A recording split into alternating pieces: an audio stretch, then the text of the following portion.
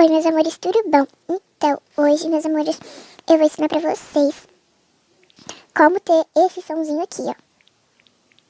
Como ter esse sonzinho, que é super legal. Então, vamos lá. Primeiro, você vai vir na sua Play Store. Você vai em pesquisar. E você vai pesquisar assim, ó.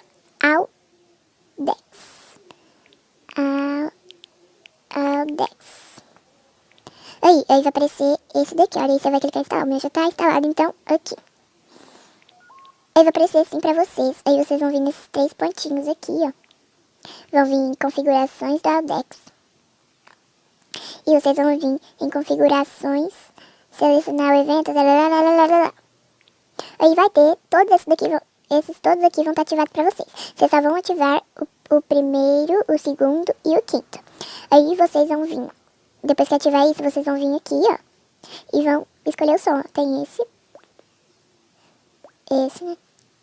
Esse. E esse. Eu quero ver esse, ó, porque ele é gostosinho. E ele é bem alto e eu gosto dele.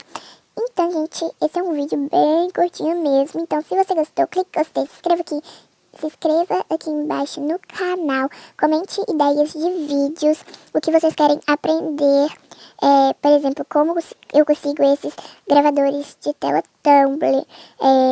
E comentam as ideias, como deixar o YouTube preto e tudo mais.